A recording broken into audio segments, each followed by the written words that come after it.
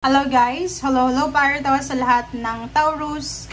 Taurus, alamin natin kung anong messages, vibration, gabay energy para sa lahat ng Taurus. This is general reading. So, usaping money, trabaho, negosyo, or any tangible material things. Okay? Pera. Okay, Taurus, set your sights higher. Wow! Okay. Taurus, tingnan natin yung second deck mo. Ito ay lumabas na to sa mga barahan nyo a few months ago. Pero hindi mo masyadong binibigyan ng panahon or ng pansin. Pwedeng disappointments instead na confidence, disappointments yung naramdaman mo. So, yung first card mo dito, Taurus, sinasabi ng baraha sa'yo na set your sights higher. So, kailangan natin na taasan pa. Okay? Taasan pa natin yung pangarap natin sa buhay. Kasi parang sinasabi sa'yo dito, masyadong mababa yung self-esteem mo, masyadong wala kang tiwala sa sarili mo. Lalo dun sa mga Taurus na sobrang pagod na sa paghihintay sa ina-applyan na trabaho. Or yung negosyo niya, hindi masyadong nagkiklik sa ngayon. Parang sinasabi ng baraha na medyo nawawalan ka ng pag-asa, helpless, hopeless. Parang yung iba, sobrang miserable yung pakiramdam. Kaya etong first card na to, sinasabi sa'yo na kailangan mong taasan yung pangarap mo. Huwag kang mag-settle sa kung ano yung less na meron ka sa ngayon. Increase your standards and expect more for yourself. Don't settle, diba? So, huwag kang papayag na magsisettle ka sa bagay or trabaho, career na hindi mo deserve. Okay? Okay. Taurus, home. Yung home mo dito, okay. Taurus. Paki-comment sa comment section if may mga Taurus dito na medyo hopeless and helpless sila. Yung parang feeling nyo, wala nang pag-asa. Nakapagtapos ka naman ng kolehiyo, marami ka namang experiences sa buhay, pero parang hopeless and helpless.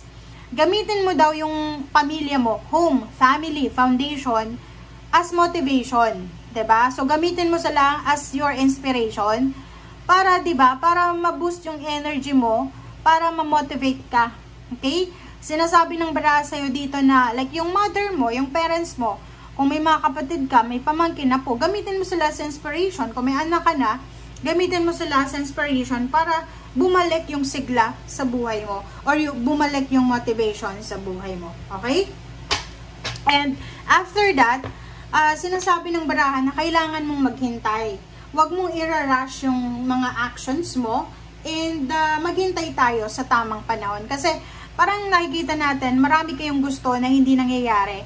Ganun talagang buhay. Wala tayong control dito sa mundo. Ang magagawa lang natin is maghintay, kontrolin ang ating emosyon. Huwag tayong magpadalos-dalos. Pero, huwag mong isusuko yung mga pangarap mo sa buhay. Okay? Okay, Taurus. Diba? So, dito, sinasabi ng baraha mo, Taurus, na yung 3 of Swords, ito yung past mo. Diba? Past. 3 of Swords. Or pwedeng current situation. Pwedeng mayroong ang pinagdadaanan na financial problems, emotional problems na nagre-result siya dahil sa financial problems. Ganun naman talaga eh. Like, may mga family problems, tapos ang rason is dahil walang pera. Dito sinasabi ng baraha na yung King of Swords is yung direction siya.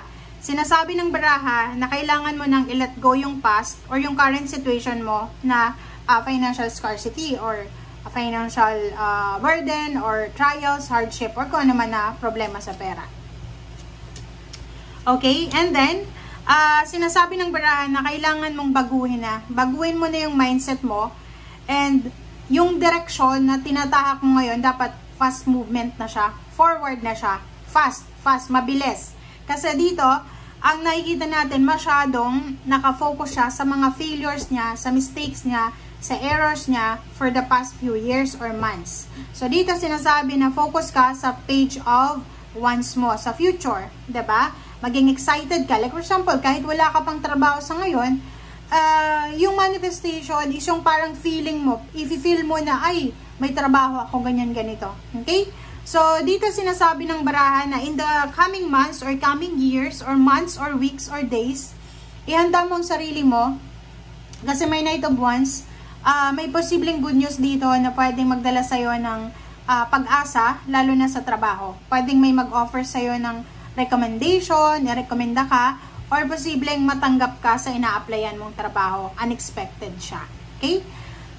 Zero the Fool and Queen of Wheels. So, sinasabi ng baraha yun, ihanda mo ang sarili mo, Taurus, dahil may isang risky new beginnings na posibleng i-present sa iyo ang universe.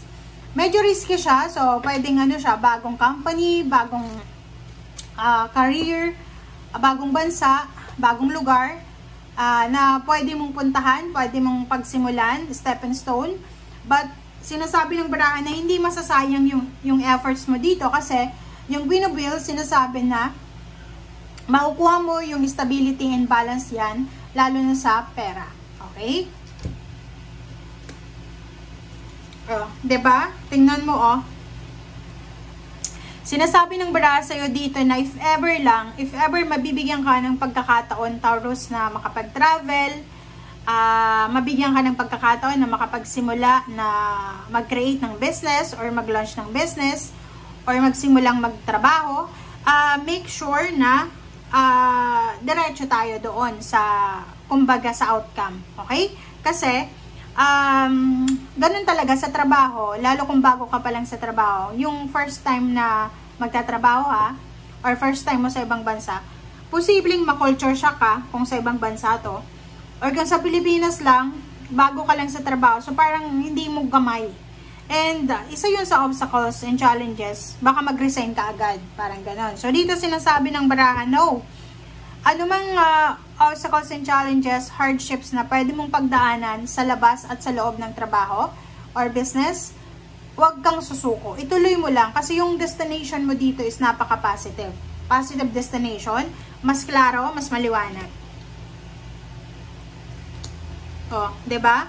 So, dito sinasabi ng baraha sa'yo na isa sa mga posibleng swerte ka is yung pangingibang bansa talaga. Pagiging OFW, or pagtatrabaho talaga sa lugar na malayo sa'yo. Ngayon, kung saan ka man, kung nasa Pilipinas ka, sinasabi ng baraha, okay, aasenso ka dyan sa Pilipinas, pero mas aasenso ka sa ibang bansa. Tingnan mo, the World card and Ace of Cups, sinasabi na doon ka magiging masaya eh. Doon yung source of happiness mo. Financial happiness. Okay, Judgment, Dito sinasabi ng baraha sa'yo, nasa kamay mo ang desisyon. Ikaw yung magdedesisyon, ikaw yung nakakaalam, or ikaw yung may hawak ng future mo. So, alam mo kung ano yung pwede mong magawa, alam mo kung anong gusto mo, so ikaw daw ang magdedesisyon, hindi daw yung ibang tao. And Six of Cups, sinasabi na pwedeng yung iba sa inyo, gusto mong bumalik, kung dati ka ng OFW, gusto mong bumalik sa ibang bansa, go! Diba? Kasi yun yung pwedeng isa sa mga financial success na makukuha mo.